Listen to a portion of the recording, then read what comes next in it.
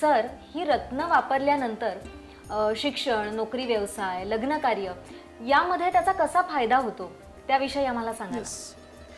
एखादा माणूस आपल्याकडे पत्रिका दाखवायला आल्यानंतर त्याचा बेसिक काय क्वेश्चन आहे हे महत्वाचं आहे. शिक्षणाचा प्रॉब्लेम आहे, ओके, शिक्षणाचं स्थान कुठलं स्थान आहे, पंचम स्थान हा महत्वाचा पार्ट आहे, चतुर्थ स्थान, लाभस्थान, यस, हे 3 स्थानं चांगली आहेत ना, हे 3 स्थानं बिघडलेली आहेत का, मग त्यामध्ये काय करायला पाहिजे, कुठलं रत्न वापरलं पाहिजे, that is decision number 1. Number 2, जर एखाद्याला व्यवसायासंबंधी विचारायचं असेल तर व्यवसायाचं दशम स्थान आहे आणि त्याबरोबर चतुर्थ स्थान आहे, याच्याकडे कॉन्सन्ट्रेशन करणं सगळ्यात महत्वाचं आहे. त्यामध्ये कुठला ग्रह त्याला असा पुश करू शकतो की व्यवसायात प्रगती होईल, नोकरी दृष्टिकोन प्रमोशन मिळेल का, किंवा अब्रॉडला जाता येईल का, विसाचा प्रॉब्लेम सॉल्व्ह होईल का, किंवा विसा मिळेल का. अनेक वेळा ह्या गोष्टी होतात.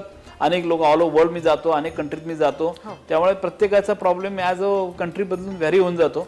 तर तेव्हा त्या माणसाचा जर रोख जो आहे तो तुमच्या जॉबकडे असेल तर जॉबच्या पॉईंटवर विचार करायला चालू केलं की षष्ठ स्थान सगळ्यात महत्वाचं आहे आणि त्याला भाग्यस्थान महत्वाचं आहे. हे कुठलं बोलतोय तुम्हाला, पत्रिकेमध्ये जे 12 त्रिकोण आणि चौकोन जे असतात ह्याचं प्रत्येकाचं स्पेसिफिकेशन वेगळं आहे.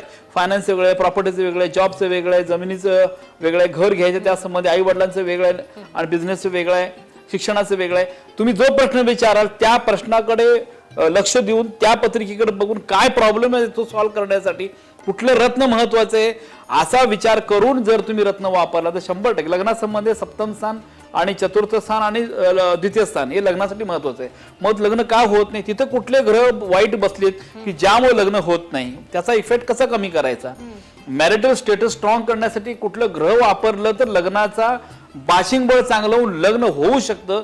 हे जे आहे हे पत्रिका बघितल्यानंतर त्या ज्योतिषाला कळणं गरजेचं. म्हणजे त्या पद्धतीनं जेव्हा आपण त्याला गाईडलाईन रत्न देतो हे लक्षात घ्या, रत्न वापरल्यानंतर विदिन 1.5 ते 2 महिन्यात फरक हा पडायलाच पाहिजे, म्हणजेच ते रत्न तुम्ही वापरलेलं इफेक्टिव्ह आहे असा स्पष्ट अर्थ होतो.